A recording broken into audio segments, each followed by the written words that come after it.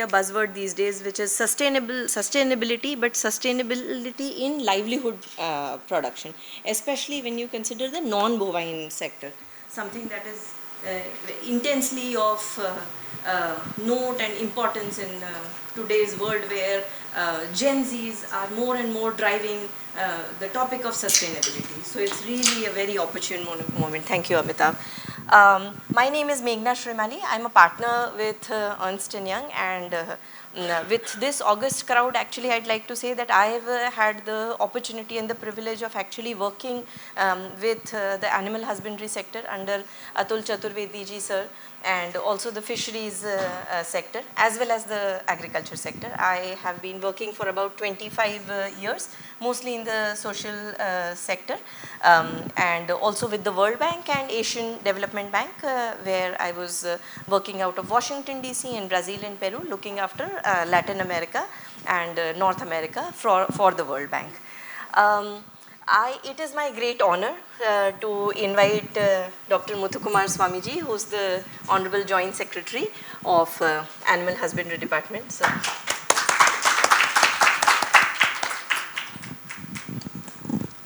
thank you very much for taking the time to chair our session, sir. May I also invite Mr. Nirmal Chaudhary, who's the founder, Milk Station Mantra Food and Beverages Limited. Dr. Lipi Serival, who's the Deputy Commissioner, AHIDF. Most welcome, ma'am. Really happy to have your company here. Ms. Neha Bharti, founder and CEO, Swadha Agri. Really happy to have you here. And Mr. Omkar Singh, founder, Delhi Fresh, Farm Tech Private Limited. Very happy to have you here, sir. Sir, to start off, may I request you to give a welcome address and say some words about this very opportune topic today. Good morning, ladies and gentlemen. I welcome you all to this session, which we are talking about sustainable livestock production, emerging opportunities in non-bovine sector. We are the largest producer of milk, which comes under bovine sector. At the same time, we are second largest producer of eggs in the world, which comes under non-bovine sector. And we are the fourth largest producer of meat. So, non-bovine sector is very, very crucial role that we are going to expect from the sector which is growing for the past 20 to 30 years. For example, I can tell you poultry industry, the forward and backward linkages of poultry industry, which India has seen since 1990, and there is a huge robust development in the broiler as well as layer sector, particularly in the South India. And gradually it started to penetrate in North India also. At the same time, piggery units also, huge number of piggery units are also coming up in Northeast, not only in Northeast, but also northern part of India, eastern part of India, and even up to southernmost states like Hyderabad, states like Andhra, Telangana, Tamil Nadu also, people started to rear piggeries also. There is a huge demand for pork in northeastern states. Even the farmers are ready to give advance to the farmers to motivate them to rear piggery units, and it's just like a contract type. Well in advance they book, and there is a ready-made market is available for pork in India. But we are facing a lot of challenges because it's a sustainable development. Our resources are limited, wants are unlimited. How can we efficiently manage our scarce resources into a profitable business enterprises? That is the biggest challenge, and each and every challenges when we are going to talk and discuss in this forum, and all those challenges will become opportunities. There are so many areas which have to addressed, which have to be addressed. First, I would like to raise about the feed and fodder. Feed cost in non-bovine sector is playing very significant investment for the uh, feed. Example, energy dense diet we require for pigs as well as poultry industry. Most probably we are using maize. Maize is a energy dense grain which we are using in the poultry industry. And soybean meal is another protein rich source which we are using for feed industry.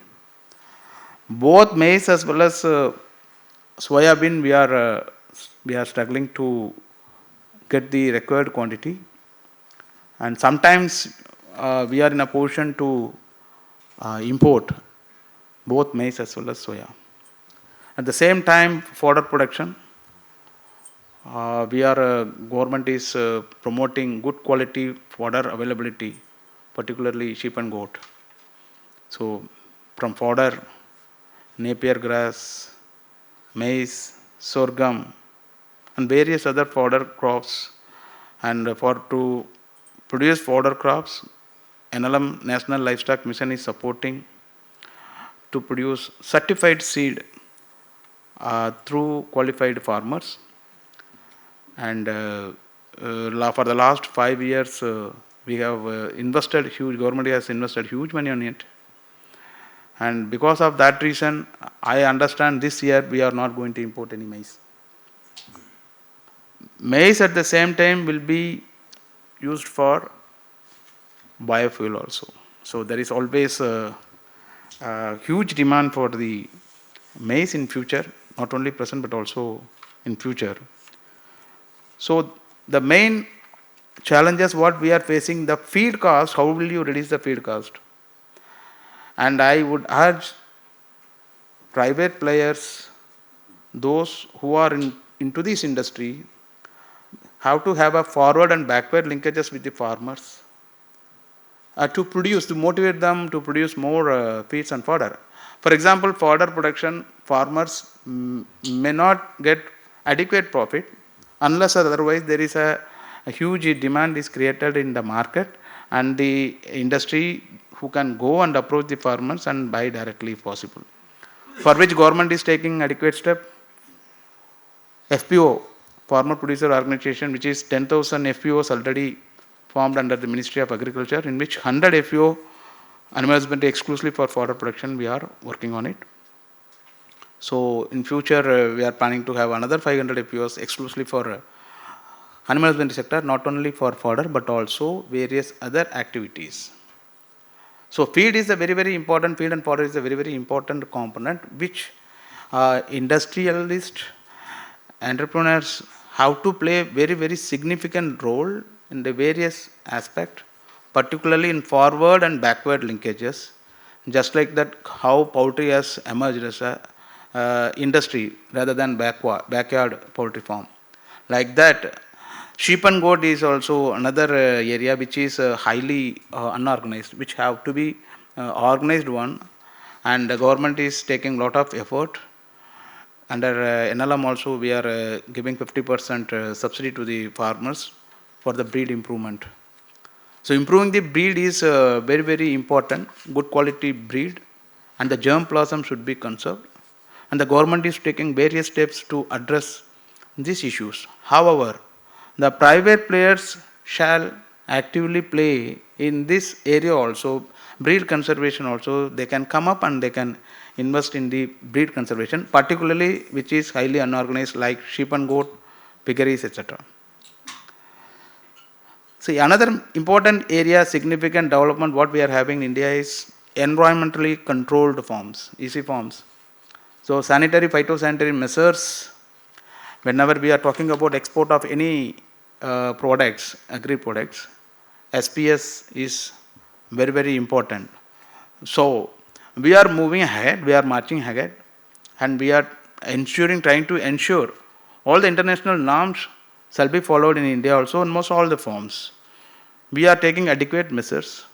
And when the private players invest in India also should think about it, how we can take adequate measures in the production of the eggs, meat, and various other animal husbandry products without any bacterial contamination, free from E. coli, free from salmonella, and various other pathogenic and non-pathogenic substances. That is very, very important for the, it is also for not only for export but also for the domestic consumption also. We are talking about good quality meat, good quality egg. It's not only required for export but also for the domestic consumption. In South, some of the states, a midday meal scheme, eggs are given for the children. And because of this thing, malnourishment is drastically come down. And so, the protein-rich source diet, egg, you know very well, the biological value of egg is 94. The biological value of milk is 86. So, one egg is, it is highly sufficient. It contains 220 milligram of cholesterol, which is also essential for our human body. And cholesterol, there is a huge debate whether cholesterol is good for body or not. I am not entering into its subject. There are different kind of articles published in Nature. Sometimes Nature says good, and sometimes Nature says not good. So we don't want to enter into the topic. But yes, cholesterol is important for our body, which is taken in a very, very limited quantity. Adequate quantity is required. So the egg is a very, very important ingredient, a nutritious food stuff in India. And still we have to, certain states in North India bring eggs from some of the southern states. So there is a huge potential opportunities available in North India. And we can explore the possibility of forward and backward linkages in certain areas, northeastern states as well, for particularly Assam. You can go and invest in Assam and other northeastern states also. Government is also facilitating. We are continuously in touch with and interaction with the various stakeholders to promote poultry and piggery industry in northeastern states. Now we are thinking to bring in Mithun, York, that breed improvement of Mithun and York also, which is highly, the consumption of the Mithun is, the demand of Mithun in the northeastern states is huge as a meat animal. So camel is another area which we are, we have to conserve the various breeds of camel, which is going to be, some species become endangered, some species become extinct. We have to take adequate care. Even I would like to urge the private players, we can invest in the camel farms also, because the milk of the camel is having some medicinal property. So waste disposal, and that is another area which we have to be, we have to give adequate investment. For example, rendering plant and other things, which we are also promoting. Animal Husbandry Infrastructure Development Fund, which waste to wealth, we have schemes, and 3% interest subvention also government is giving. Vaccine production, antimicrobials and other drugs for animal disease control also government is taking adequate steps. And I urge private players also should come into picture, because unless or otherwise we make free from certain diseases, and it will be very difficult for us to export into the various countries. So I convey my best wishes to our entire team, and I hope this session will be much more useful to every one of us. Thank you. Yeah. My first question would be to you only, sir. Now, under your leadership, NLM and AHIDF have taken major strides. Just last year, we came to know that 141 lakh LLPD milk processing processing capacity, 79 lakh metric ton feed processing capacity, and 9 lakh metric ton meat processing capacity, which is respectively a 2 to 4% increase, has been achieved under your leadership. So the numbers speak for themselves, the achievements speak for themselves. So what I want to ask you, sir, then what is the next step? In many minds, the next step would be export. is that, and I know you did touch upon that a little bit, but it would be great for the audience if you could perhaps elaborate what are the specific steps that you're taking for A, private sector participation, and then B, boosting export. Thank you. I recently joined in this department. My predecessors, the entire government machineries, have played a very, very immense role for the last 5 years. The credit goes to my entire team. See, export, before going to export, the topic of export, we will look at domestic consumption. So the domestic consumption itself is huge. Whatever produce, India is the biggest market because of the sheer population.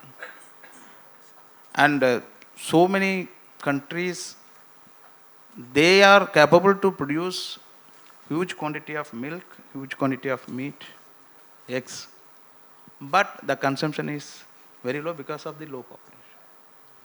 India, still that's why I explained, particularly for example, egg is produced in southern part of India or Odisha or other parts of India, which is coming to Bihar, Uttar Pradesh.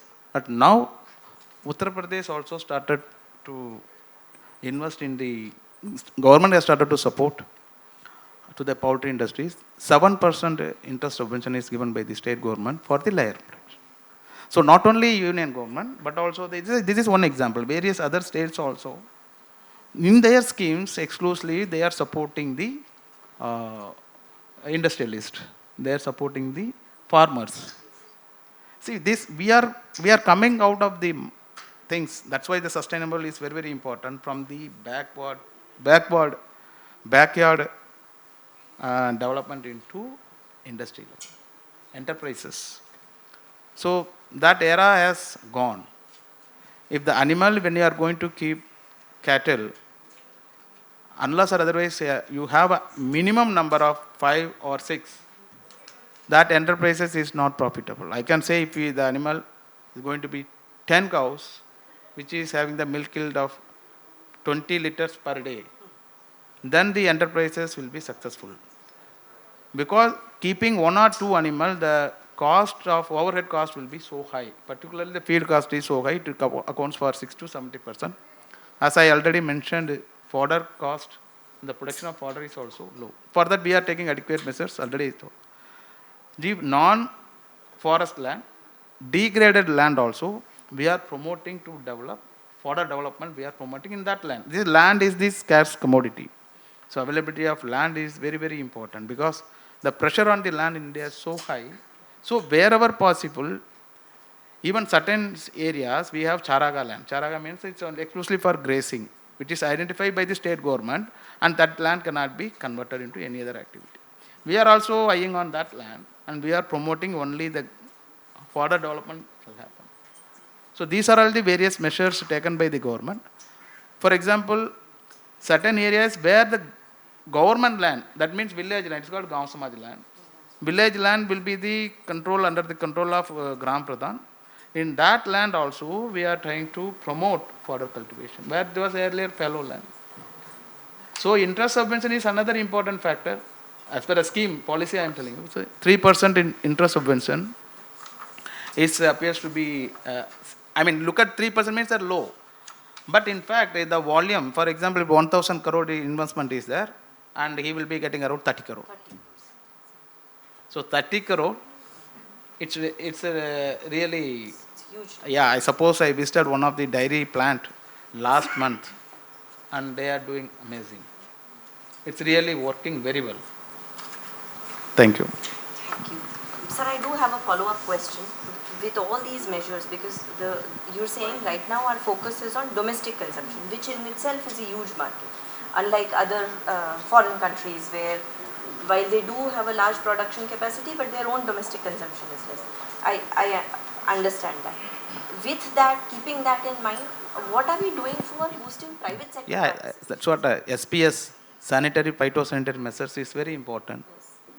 Whichever country you see, basically I want to talk about trade barrier. Each and every sovereign country has right to put Yes. trade barrier, provided it comes under the WTO norms. But as you know very well, for all the practical purpose, the appellate body in the WTO is practically non-existent. So there is a huge, challenges what we are facing. However, in the WTO decision, generally it is followed. Some of the cases go to appellate body. Sanitary measures, phytosanitary measures, we are planning, we are suggesting environmentally controlled plant. For example, there is a egg powder making plant which is located in Erode district. I visited last month. It's a, very small plant. It's not a very big plant. But egg powder is being exported to Russia and Japan. They have very, very strict norms. They have started to export to some, I think, 30 years back. 2000, years back, 2000. I don't remember, I'm sorry. But continuously they are exporting. And I think there are 3 plants, egg powder plant I am talking. It's not egg powder plant. Yes, so, you can separate white, you can separate yolk, and that is again heat treatment and various process. For that, the important thing is E. coli and Salmonella, not even traces should be found in that one. If it is found, then the entire lot will be rejected. That's why I am emphasizing. SPS measures, sanitary phytosanitary measures, 3-layer measures that their farmers should follow and the industry should promote. When the industry I am talking, it is going to become industry. It's not a backyard farm or something like that. That has gone. But if only particularly if we are talking about export, and these measures we are taking, and it is coming up.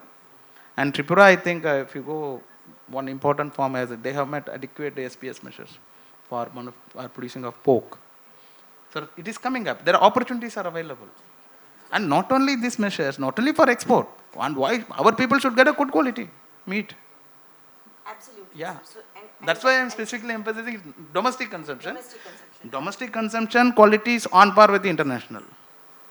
Absolutely. No less than that. That's my objective. And that's a very opportune note that you just said, and because we also have Nirmalji, Nehaji and Omkarji with us, what are the measures, if I may, for my last question to you, measures that we are taking as government to promote? Yes, we are giving in a National Livestock Mission. We are providing and we are bringing some of the genetic improvement, breed improvement schemes. And these measures also, exclusively for export, what kind of measures will be taken? We will be having a separate submission in NLM. We are planning to bring it also.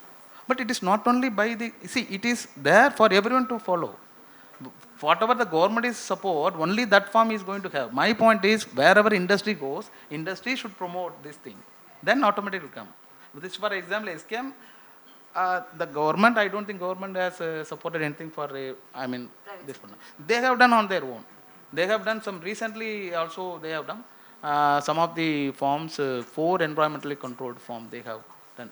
Actually, earlier they have purchased from the farmers. Now they started to have their own farm. So that the scenario is things are changing very fast. So we have to march ahead in that direction. Our investors should think not only for stomach, if they want to ion it. For example, you can think of exclusively for export processing zone. In that particular zone, you make all the disease-free area can be declared disease-free. All the environmental measures can be taken. That can be automatically can come. It is a natural one. Or I'm again telling you, the clusters and this kind of zones are natural. If you go to Palladam, Coimbatore belt, the broiler industry is a natural cluster without any government intervention. Naturally, it has developed. That is long run for a sustainable one. In the long run, this will be helpful. Very good morning to respected Joint Secretary, sir, officers from ministries, and everybody present in the hall. So I'm Dr. Lipi Seriwal, Deputy Commissioner, working in the department, and have been closely working with few of the entrepreneurship development schemes. They also happen to be the credit-linked schemes. So the topic which I think would be of focus today, it's the initiatives of Government of India in the non-bovine sector. So this is the Indian livestock scenario. So there has been an increase in the GVA from 24.38 to 30.38%, and We all know that India has a huge livestock wealth when it comes to first in milk, second in egg production, fourth in meat production. And the output is of approximately 18 lakh, and the dairy is of rupees 11 lakh crore. And the value has to be risen from to rupees 57 lakh crore by 2047 as per the estimates. And we know that 70% rural population is for the dependent on the livestock, and from which most of them are the small and marginal farmers and women. So this is here very precisely I have described it here, the bovine and non-bovine and what are the uses. And the population for the sheep, goat, pig and poultry, so they form the non-bovine sector, and milk and meat largely are the byproducts which are used for the consumption. From the non-bovine sector, if we talk about the goat milk, it is, all of us know that they have a huge therapeutic uses and are being used for the cosmetic industry also. So this is the scenario of the non-bovine sector.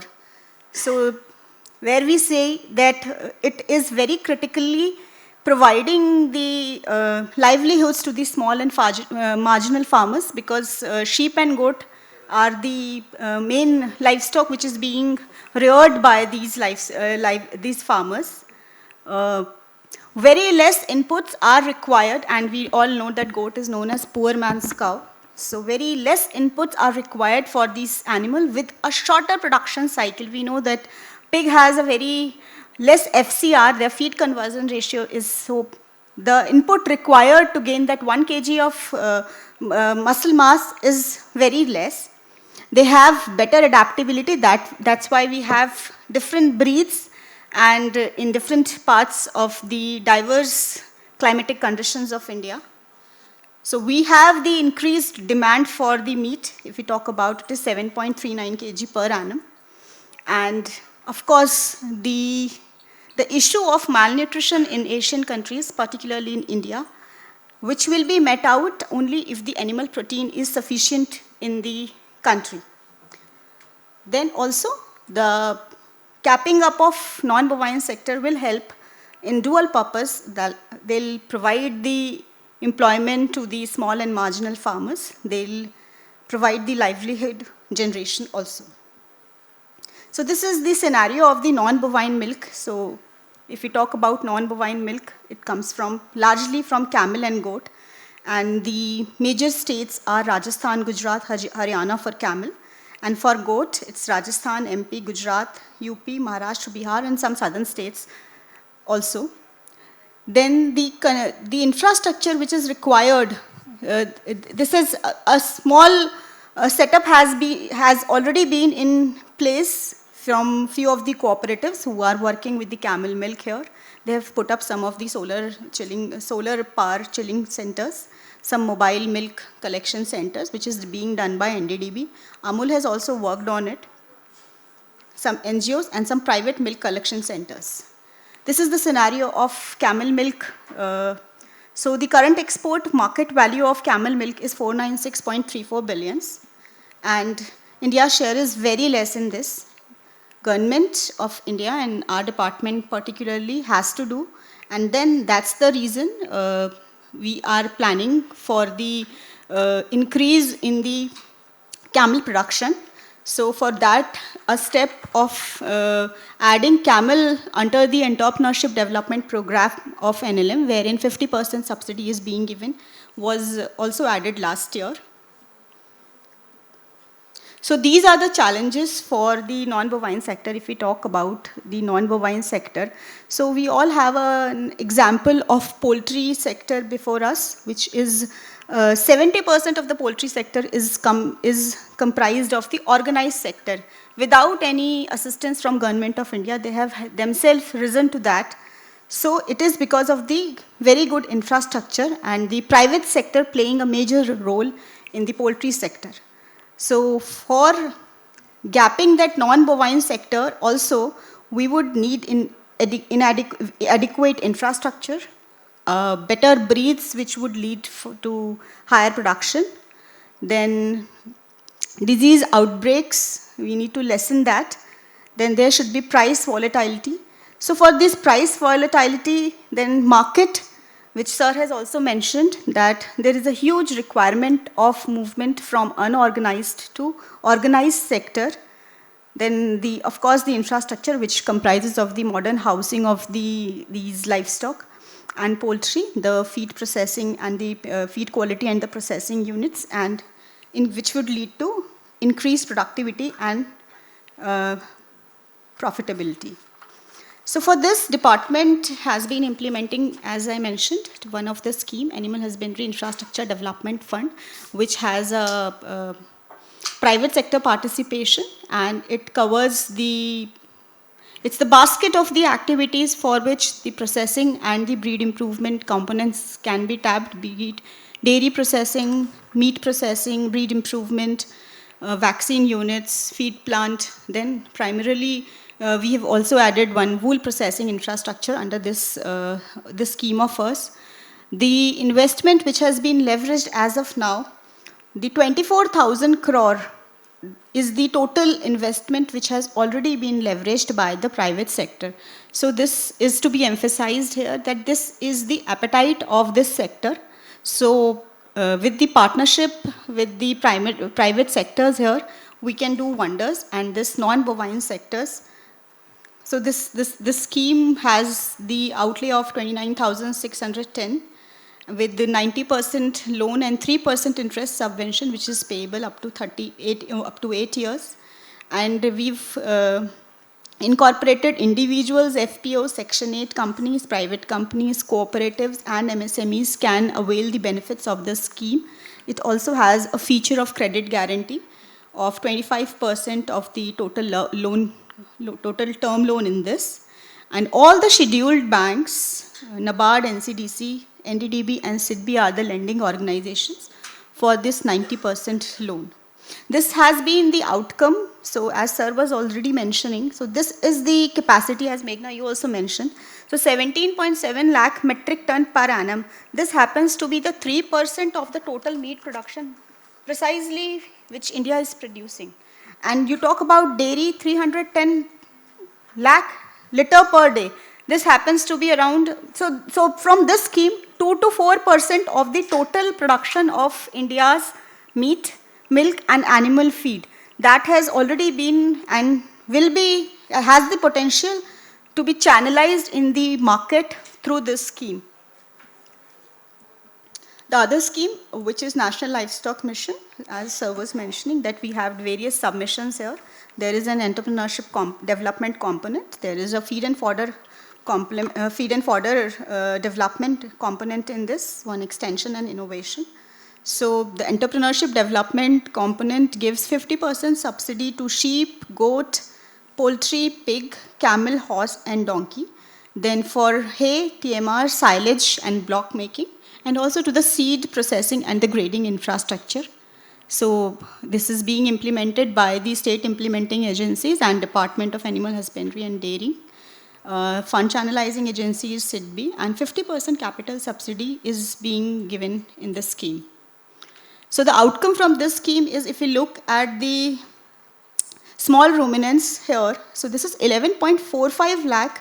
This is the amount. This is the number of the livestock, which is mainly sheep, goat, and 32.32 lakh pigs. They have already been induced in these farms, which have been assisted through NLM EDP, and 2.3 lakh birds. We are further planning to incorporate some more components and make this scheme more friendly so that people can take the assistance under this scheme.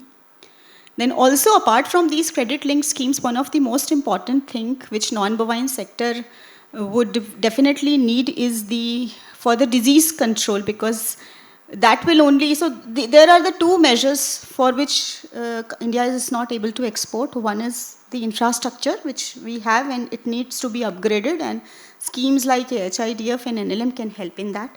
The other one, very important, is the disease control, for which Government of India, Department of Animal Husbandry and Dairy, we are implementing various vaccination programs through livestock health and disease control.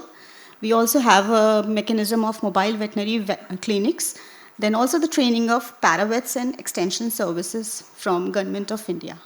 So these are basically some of the points which I wanted to put before you, that these are the initiatives of Government of India, and we are further planning to expand and make this movement from unorganized to organized sector. Thank you. Jai Hind.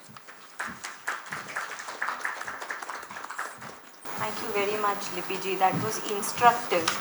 Um, like I said, you probably halved my work here today as the moderator. I hardly have any questions left for you. I do want to ask you this because we have Nirmal ji and Omkar ji and Neha ji here. Given that all the strides that you're making in the non-bovine sector in terms of processing capacity and the actual production, what would be your expectation now from private sector, the participants of which are sitting here? Some of the states, basically from the private sector, we would need assistance. From these private sector, that they could assist in some of the states like northeastern region, hilly region, if they could handhold and anchor few of the projects in these areas, also including the eastern part of the country.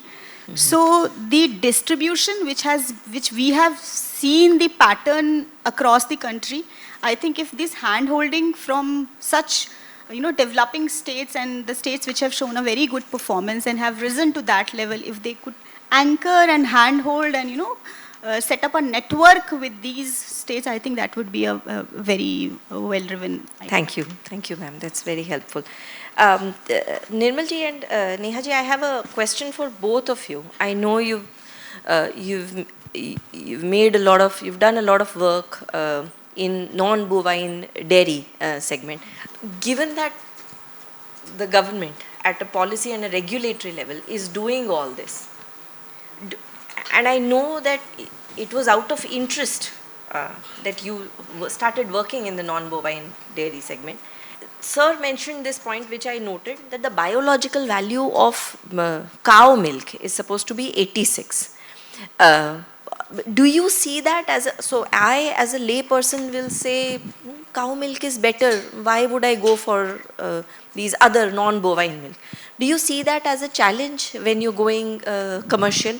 Can I ask both of you to answer? See, biological value, both are good. 86% for milk is also equally good. But if you go for, the milk is animal protein source, keep it in your mind. Milk and egg, both are animal protein source. But vegetable protein source, for example, if you go for pulses, the biological value will be around 50, 60 like that. So when we compare with pulses, and we can better go for milk. Or egg. That is the point. There is no competition between milk and egg. Is there a competition between bovine milk and non-bovine milk? No, same, by and large. I mean, there will be small variation will be there, individual variation. For example, camel milk constitution will be different. Goat milk constitution will be different. I am talking about cow milk, because that is available in large quantity. There are two areas. One is left side you keep pulses, vegetable protein source, and right side you keep animal protein source. That's a huge difference. The huge difference between vegetable protein source is 50-60 number biological value, and if you go for animal protein source like milk and egg is the higher side. Okay. You have done. That's why I am talking about it's a animal protein source. Both are good. Both are really good. Either you can go for milk or you can go for egg. There is no tug of war between egg and milk. I see, okay. But however, from a private sector standpoint, since they are in the process of marketing their products, is that a challenge that you see when you come across consumers like me saying, oh, why will I go for non-bovine? Is that a challenge that you see? So when we are talking about non-bovine, and Sir was mentioning about sustainability in this industry, we are first, second and fourth in global into this sector. So where is that help which tech can do to establish this industry, to sustain this industry. So I am more as an entrepreneur into the dairy and agri-tech solution, wherein we have a platform. Ma'am was mentioning about the problems that northeastern states are facing or other states.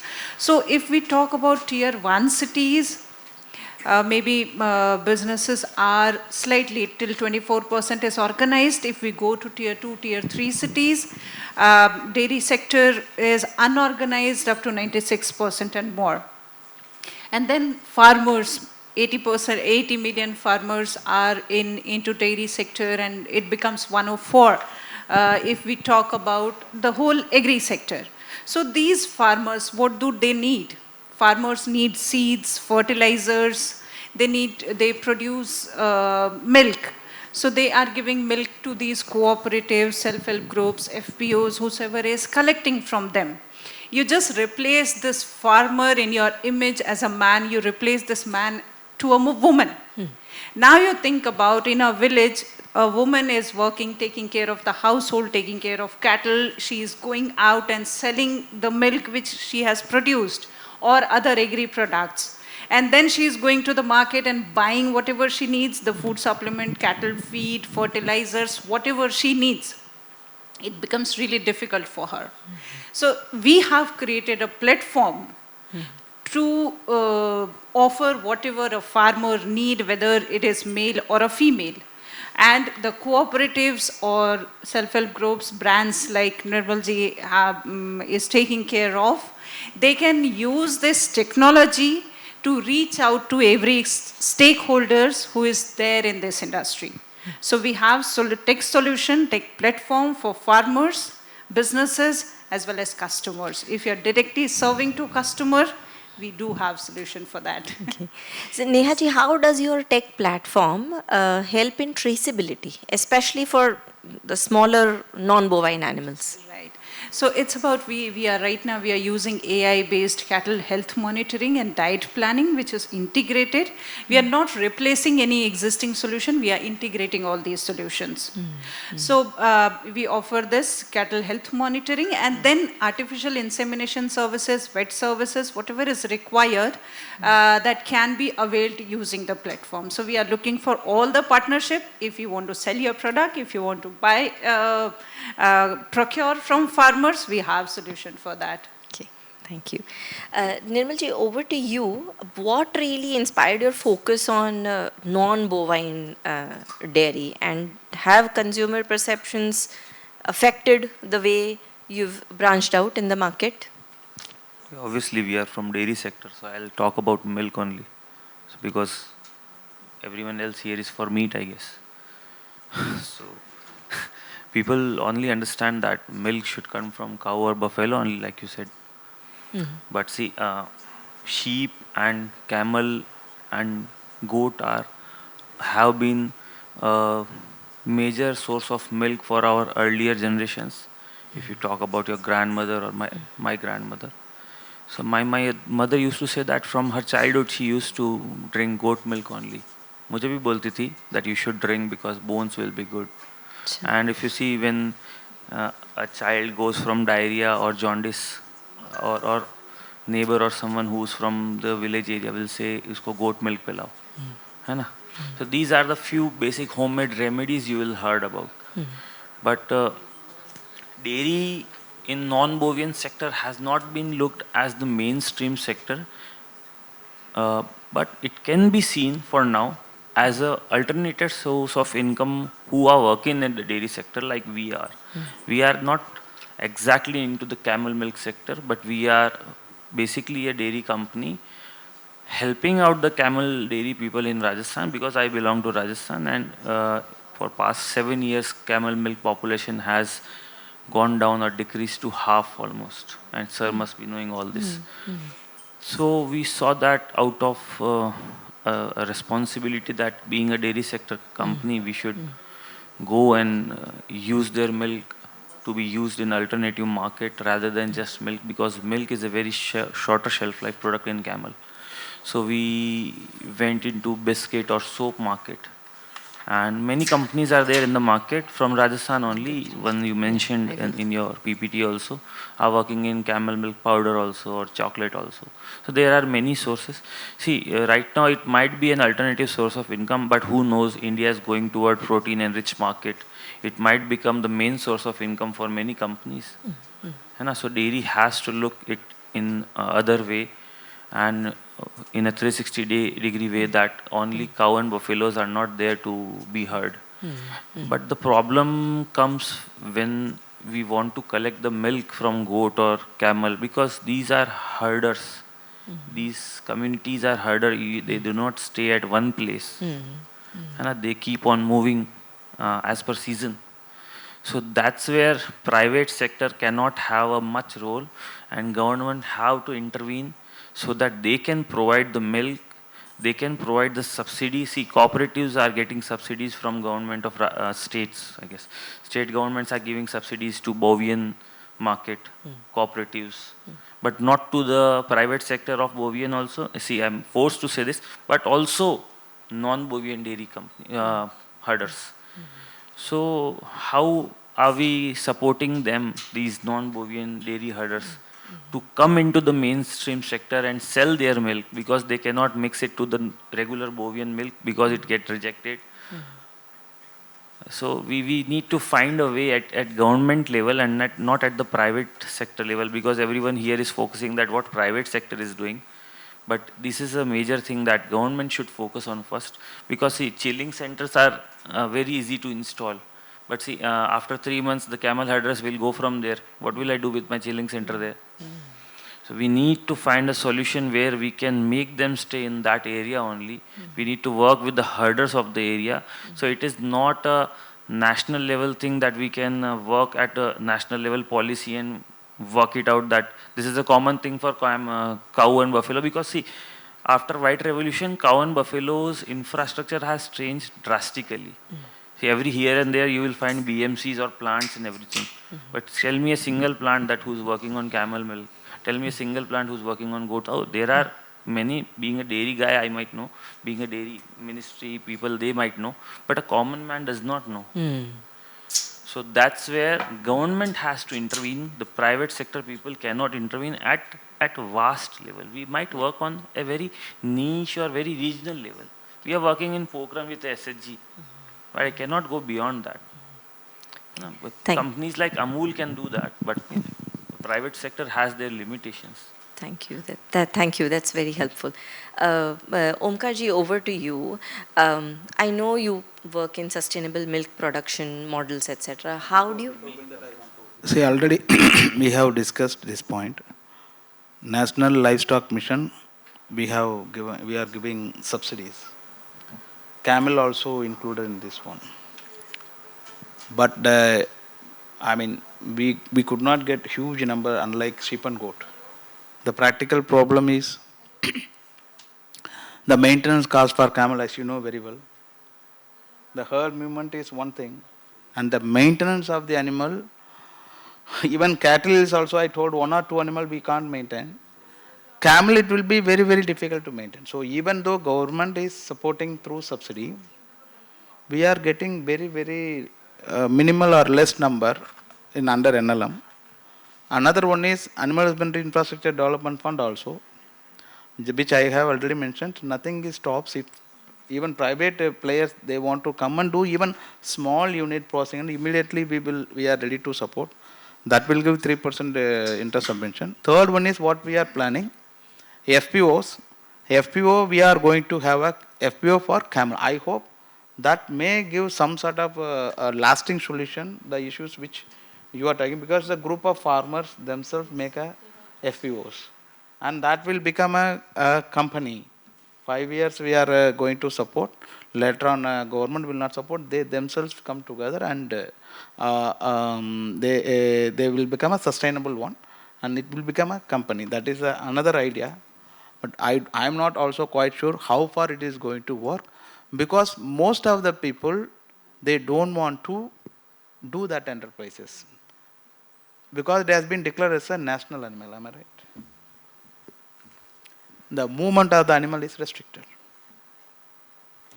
So there are certain legal constraint also, even if we are going to do, we may not be in a position to do certain things.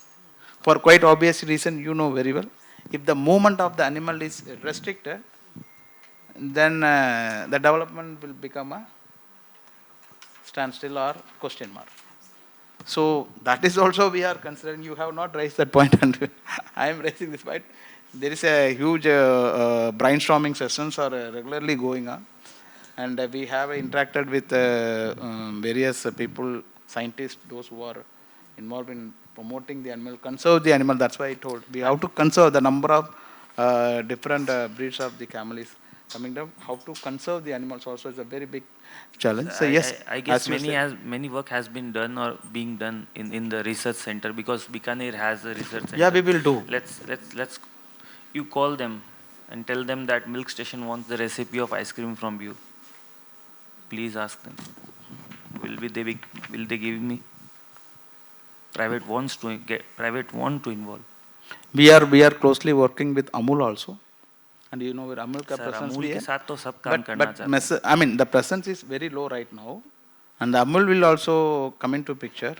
It may not be in a large scale right now. It is the beginning, and private and both. It's a win-win situation. And, by Government subsidy, also I will meant play, that and private also. state cooperatives are giving subsidies to the farmers who are associated with cooperatives only. Only 30% of farmers are associated with cooperatives of state. 70% farmers, let's say 30% of them are working in unorganized sector. But what about the farmers who are associated with private companies or organized sector? I most And welcome then whatever proposal you give. in that, if the private Whatever sector is proposal you working give, with we will take up. non-bovine dairies, Yes. see, it's very hard to get milk from these people, first of all. So, sorry, Omkar, Nirmal ji, I know you're very passionate about it, but I do have to move to Omkar ji also. Omkar ji, चलो हम लोग one good outcome of this is एक proposal ready हो गया for Ministry of Animal Husbandry. Yeah. Is needed, absolutely. Omkar ji, my question to you is, there's a lot of misinformation about meat production. Go vegetarian, I am told, for example, go vegetarian because meat production sustainable नहीं है करके. It's destroying the planet. In your enterprise, how do you battle, how do you address ethical sourcing, consumer health concerns? Yes, thank you. We are working on a model that Lipi ma'am said that let's transform the unorganized sector into the organized sector.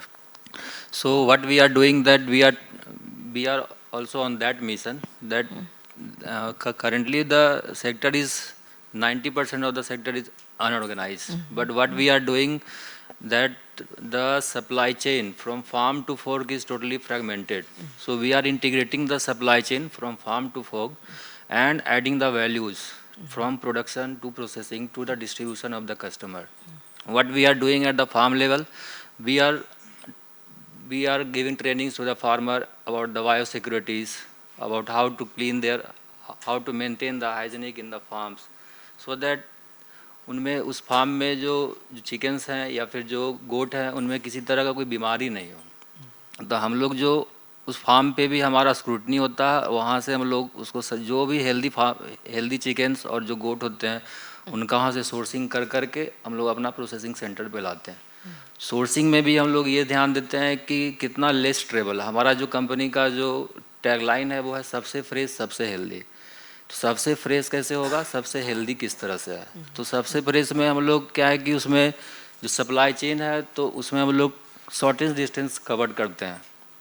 तो उससे क्या है कि जो animals और जो bird है उसमें स्ट्रेस की जो है उस तरह उसमें नहीं आता है. तो आफ्टर स्लॉटरिंग जो मीट है वो मोर टेंडर होता है एज़ कम्पेयर टू जो लोकल मार्केट और ओपन मार्केट में जो स्लॉटरिंग हो रहा है. तो इन सब चीज़ों पे हम लोग ध्यान देते हैं. और एट प्रोसेसिंग लेवल वहाँ पे हम लोग का है कि जो no hand touching of the meat. तो कुछ छोटे छोटे पॉइंट्स हैं जहाँ की हम लोग उसको एक यूएसपी बना करके उस पर काम कर रहे हैं और कस्टमर्स को अवेयर कर रहे हैं कि हम लोग मीट नहीं खा रहे हैं, कि एक खाने का एक है कि हाँ हम लोग खा लिए meat, we are taking as a protein. तो हम लोग उस तरह से उनको अवेयर करते हैं कि जो किस और बेहतर ढंग से जो कंज्यूमर्स का जो परसेप्शन है कि नहीं वेजिटेरियन की तरफ सपोर्ट करना चाहिए, तो वहाँ से हम लोग कंज्यूमर्स हैं हमारे प्लेटफॉर्म पे जुड़ रहे हैं। Thank और you, that's एक चीज़ wonderful. और ऐड करना चाहूँगा, जैसे Please. कि मैम ने बोला था कि किस तरह से जो प्राइवेट सेक्टर है वो फार्मर्स के साथ काम कर सकते हैं। तो हमारा जो मॉडल है उसमें है मैम कि फार्मर्स प्रोडक्शंस के लिए है, उनसे अगर बोला जाए कि आप सामान बेचो तो वो नहीं बेच पाएंगे उस स्केल पे। तो हम लोग उसमें उसके साथ hand holding for branding, production level पे किस तरह से उनका मेंटरिंग किया जा सकता है, और जो उनका जो प्रोडक्ट है उसका मार्केटिंग और ब्रांडिंग कर करके अपने प्लेटफॉर्म पे उनके प्रोडक्ट को सेल कर सकते हैं। तो इस मॉडल पे अगर हम लोग उस पर काम करें तो, क्योंकि यहाँ जो इंडिया का जो फार्मर्स है mostly small and scale farmers हैं, स्मॉल एंड मार्जिनल फार्मर्स हैं, तो उसमें ये मॉडल हम लोग उसमें काम कर सकते हैं with the help of small communities. Thank you very much. और जैसा कि सर ने बोला फाइटो सैनिटरी मेजर्स पे भी बहुत ध्यान देते हैं। Thank you very much. Neha ji, can you talk to us a little more about your tech platform and have you had a chance to when you've been working across states, is there something, because we have the august presence of ma'am and sir here, from a policy or regulatory standpoint, is there an assistance or support that you think you might need? Absolutely, yes. Yes, we are looking for support, and more than support, we are looking for partnerships. We are not asking for grants or money. We are asking for an opportunity wherein we can sit across the table and we can talk about it. You have the ecosystem, you have the hold of ecosystem, and we have something to add value to that ecosystem. And last time you asked me about the traceability that we provide to, Yes. we offer 100% traceability from cow to consumer.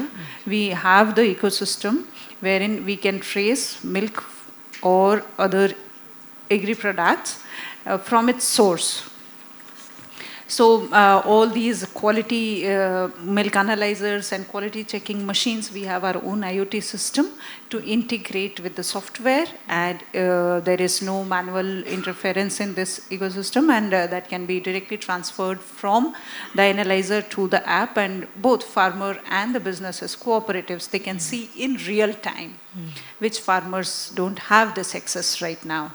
And even the analyzer and the cooperative offices, it takes time to reach that data to the offices. And by the time, as Nirmal ji also mentioned about the shelf life of the milk and all these agri and dairy products, if we are not taking care of all these products at the right time, at right place, it may hamper and cause a lot of losses and ultimately a loss of business. So yes, sir and ma'am, I will request both of you to give me time wherein we can sit and talk.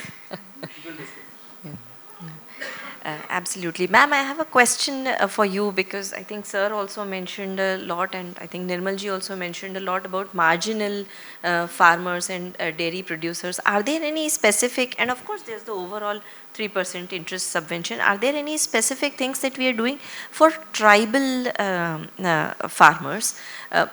Because at least in my work in the districts, I have realized that there are cultural constraints to that. For example, I was in Gadchiroli in Maharashtra, and I was talking to district collector just last week, and he said that we have a huge potential for animal husbandry sector, but we are not able to touch it because the tribal people have certain ways of thinking about ye unka milk hai, we are not allowed to take it, etc.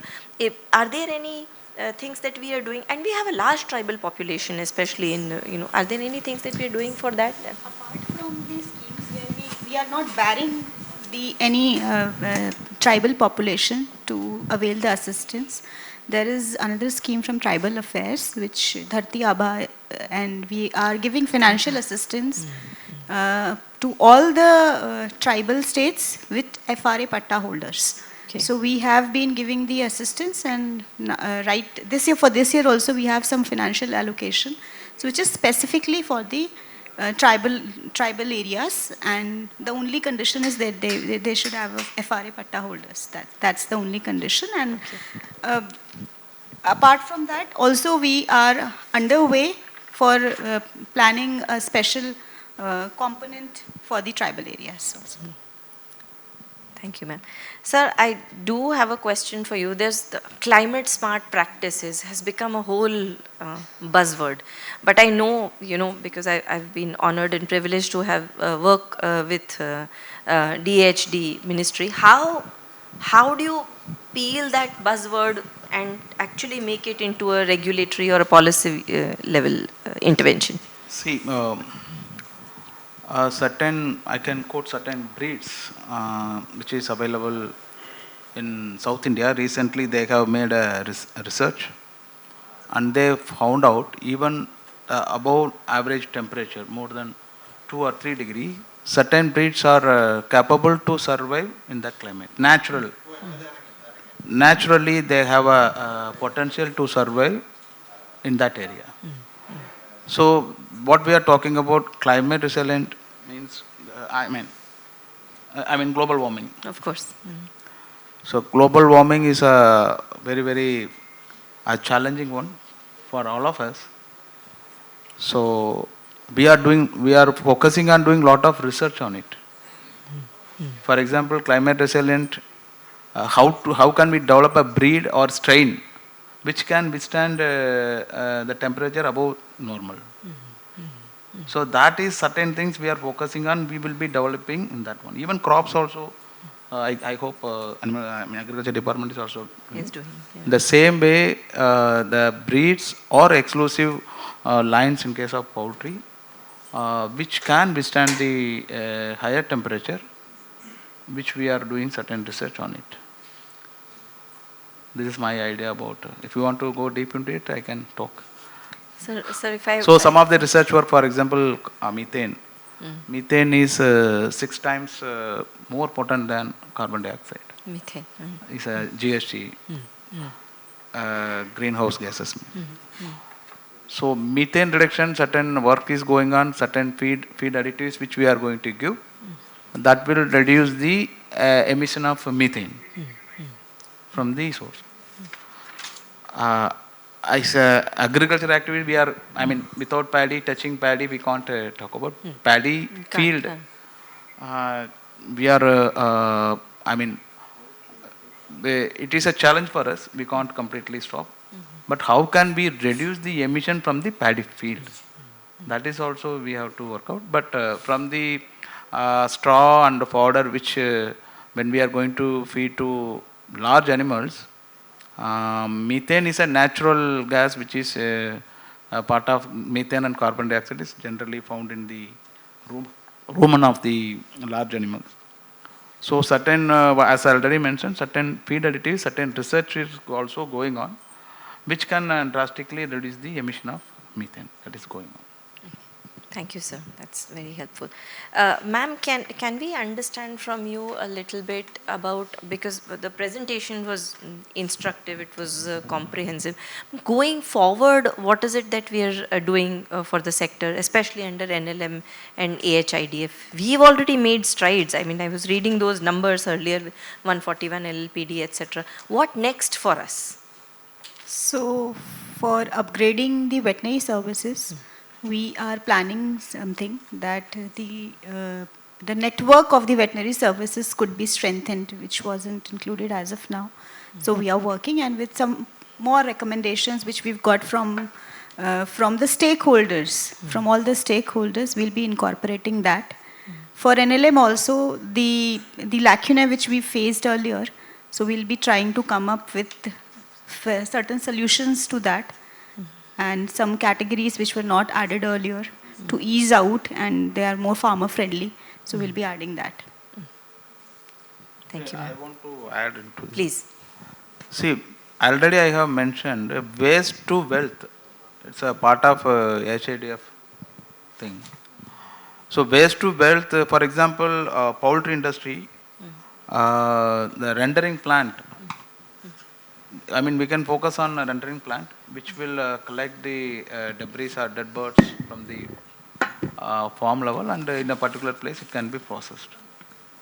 So how these things are, we are getting very less number of applications.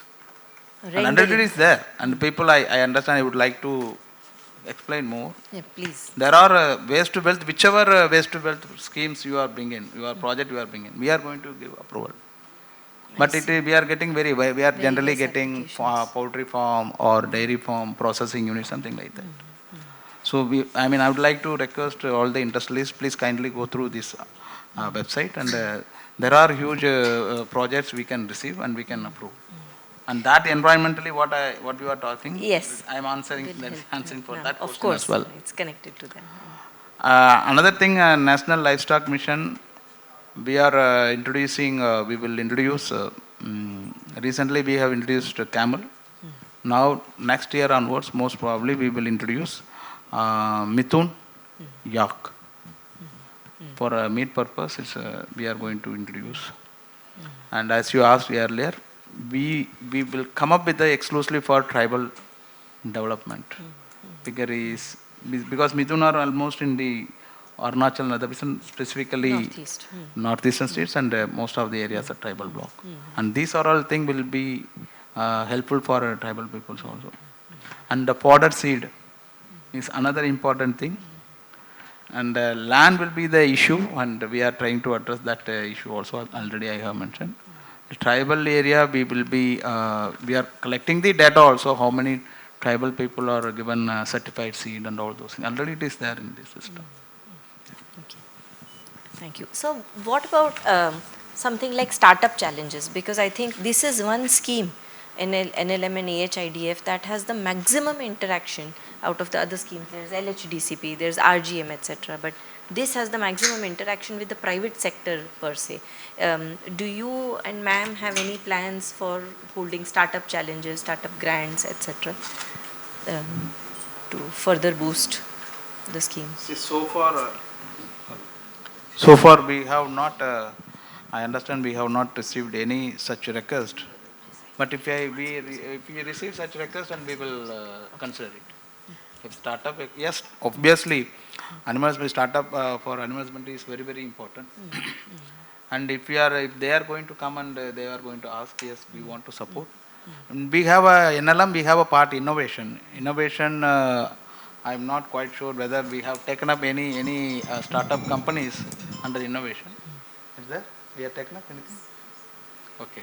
So before I arrived here, some projects earlier they have approved. Okay. So innovation, under innovation category, we are taking up startup also. Okay.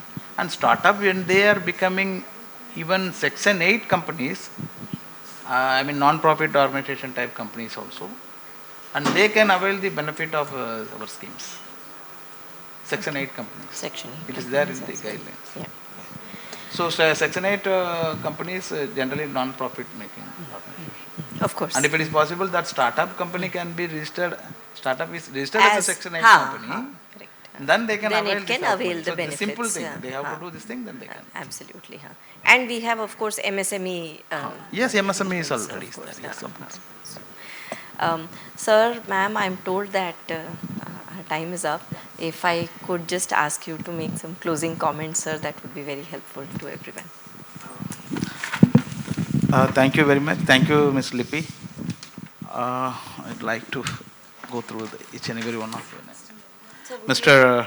Nirmal Chaudhary, I must thank Mr. Nirmal Chaudhary, founder, Milk Station Mantra Food and Beverages Private Limited, for your valuable comment about camel milk, and I would like to invite you, and even if you have any proposal, I would like to receive it and examine it. Thank you very much. Yeah, yes, you are very much sensitive towards that issue. We are all also sensitive towards the issue. Ms. Neha Bharti, founder and CEO, Swada Agri. Thank you very much, ma'am, for your immense comment and contribution and IT sector.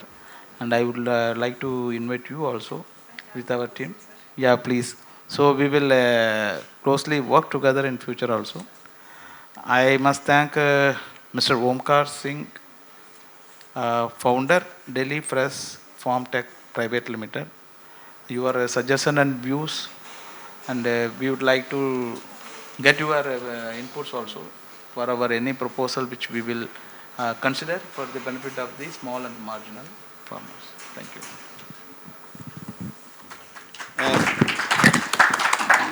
Thank you, sir. Now we'll have the facilitation session for all our honorable speakers and moderators. So, may I request our Joint Commissioner Cattle, Dr. Bumble, to please come and facilitate Joint Secretary, sir.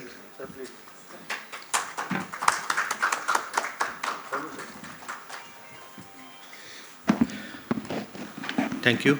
May I request Akanksha to please come and facilitate Lipi ma'am. Thank you. May I request Kaushiki to please facilitate Neha ma'am.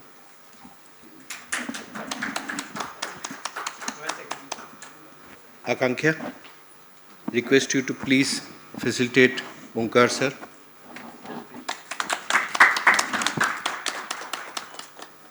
Kaushiki, request you to please facilitate Nirmal sir.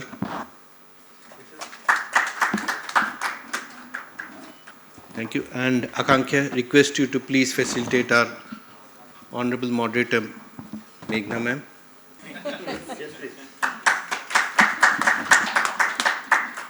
A group photo, please.